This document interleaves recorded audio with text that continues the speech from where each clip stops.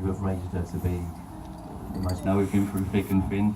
Hopefully he won't share too much of what we've been through. So yeah, keep it clean, mate, please. Before I make my toast though, Becky, you're the most beautiful, darling. I can't believe my luck, you know. You are everything that I dreamed for, and I love you with all my heart, darling.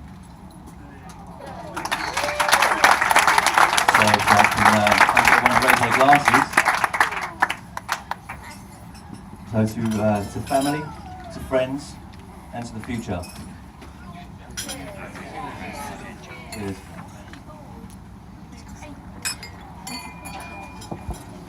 People.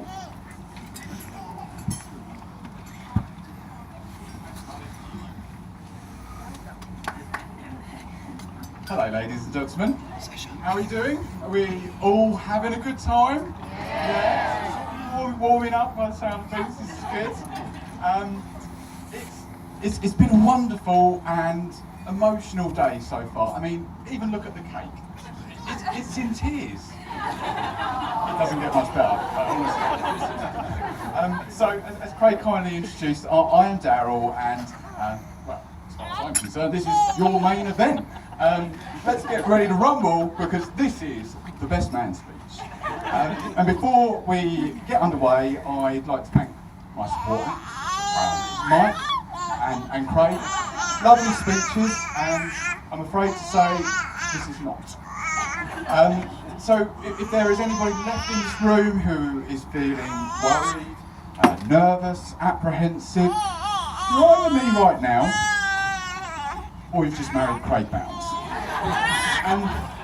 And speaking of our bride, Becky, stunning, radiant. In fact, that smile is just lighting up this marquee. And I'm sure everyone here will agree that you deserve a strong, handsome, intelligent, supportive mountain of a man to love and to cherish you for the rest of your days. And Kraig, my very good friend, thank God you married her before she found one. So, as is traditional, I'd now like to say a few words about our dapper groom.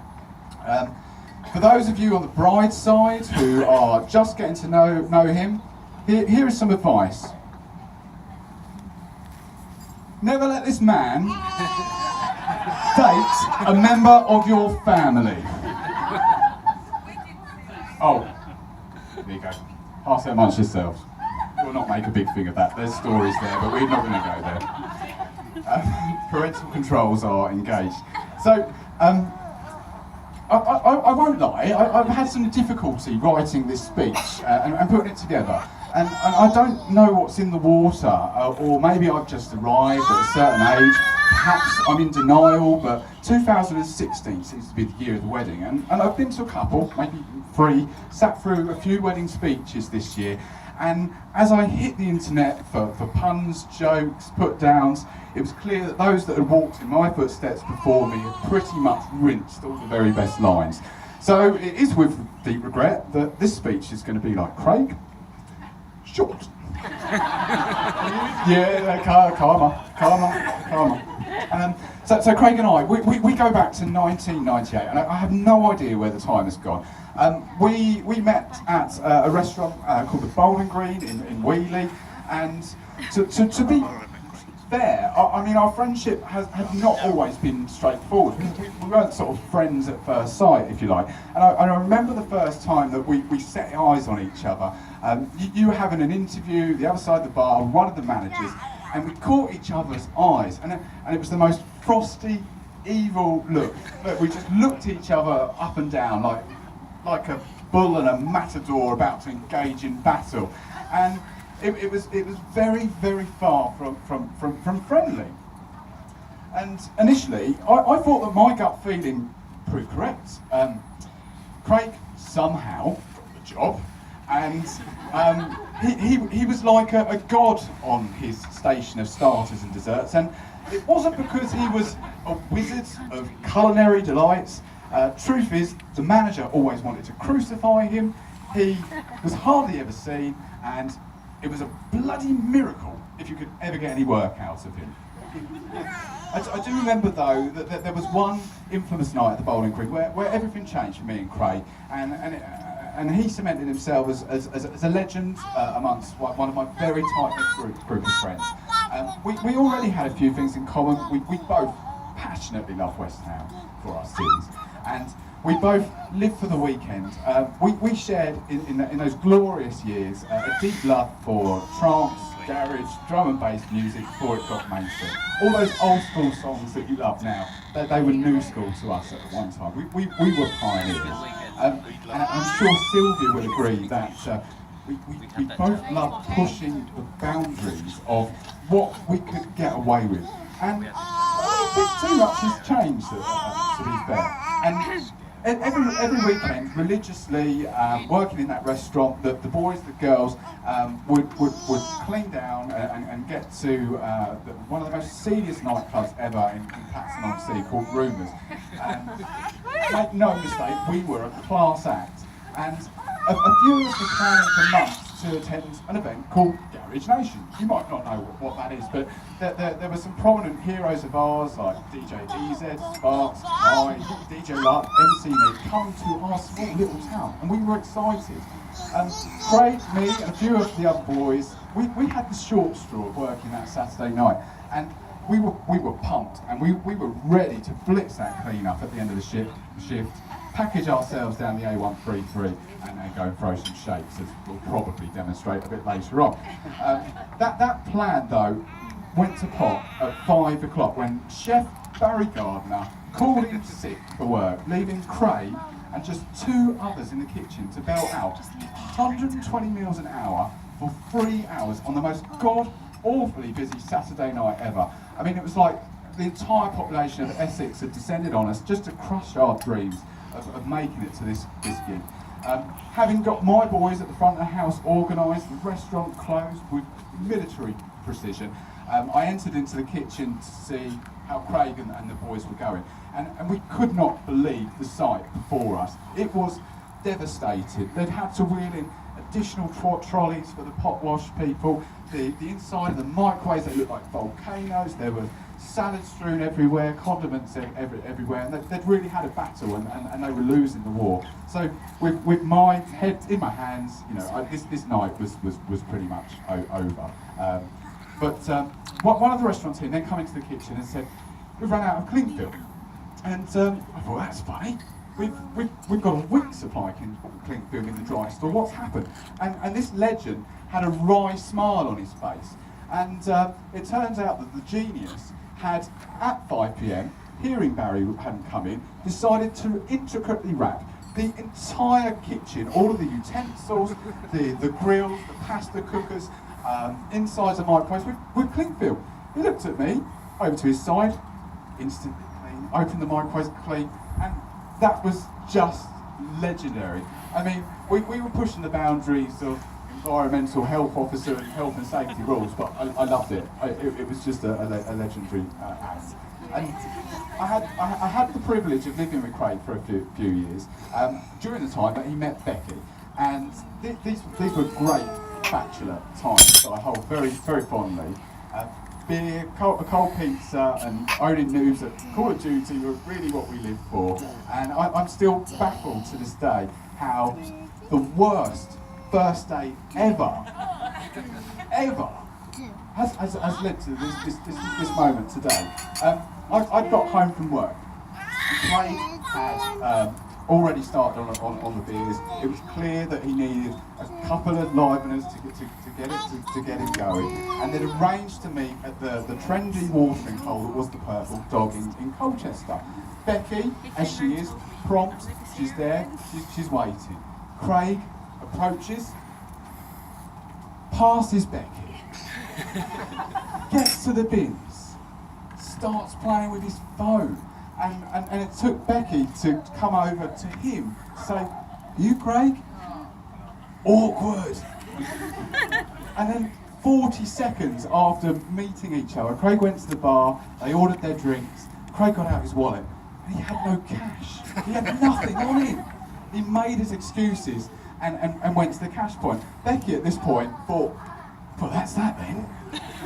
This went well, but thankfully, Kraig came back, got on the beers, got into some very deep conversation which completely bamboozled Becky.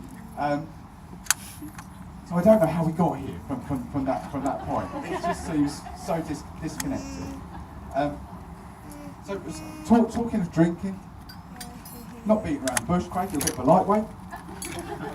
Always asleep first, and you'll notice I've just stood outside a striking distance from Becky. Just bear with me here. On the stag do, I'd anticipated that Kraig was, going to light out first, and no surprise, he did go back to the hotel before some of us. So I thought I'd send him off with a bang, before he became an honest man, and I'd set up a threesome. Now, there were a couple of no-shows, but Kraig still had a good time. And like Mike, in line with my responsibilities, I really wanted to give some newlywed advice. Now, I'm not married. Sasha, how much pressure am I under right now? A lot. And so I decided to ask the more learned. I opened up this question to the internet. More specifically, I thought it was appropriate, a West Ham fan forum, because we're massive hammers, and who can doubt the infinite wisdom of middle-aged Cockney men. So Nobes for England had this advice: work at it, even when you don't want to work at it, and actually listen, because it'll bite you in the arse in the future, and they'll always test you on it. So this started quite well. Iron added, never go to bed on an argument, because you'll still be wrong in the morning. Hammer and Pickle said, mate, even when you're right, she's right more. Stand down. Nurse Ratchet simply had one word of advice: run. And one Dimitri Payet offered his congratulations, and he said, what's yours is hers, and what's hers is hers. So when Becky says, what? It's not that she didn't hear you the first time. She's giving you one last opportunity to change what you just said. And the last one was my personal favourite from Pards is a Legend. Sometimes you'll wake up grumpy, but it's best to let her lay in. So, Kraig, today, live, make sure you live every moment and you enjoy it. And I know you will, because genuinely, you really deserve this. And it's amazing just to see, how made up both of you are in your faces. It's beautiful. My boy, he leaves here today with a wife who is generous, she's sensitive, she's intelligent, she's compassionate, a real good egg. And I couldn't have wished for a more grounded and lovely person for my mate as a life partner. And Becky, you leave here today with a lovely dress. On a more sincere note, I love this man. It was a great privilege, Kraig, to be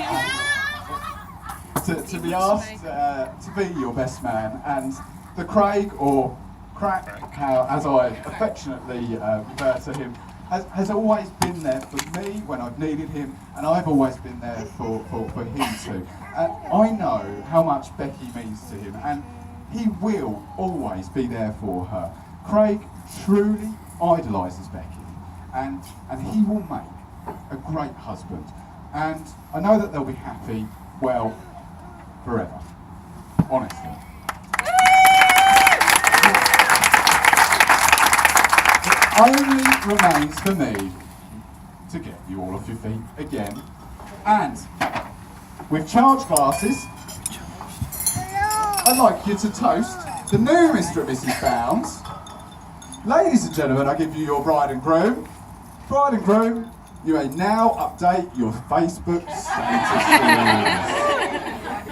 Thank you, everybody. Thank you.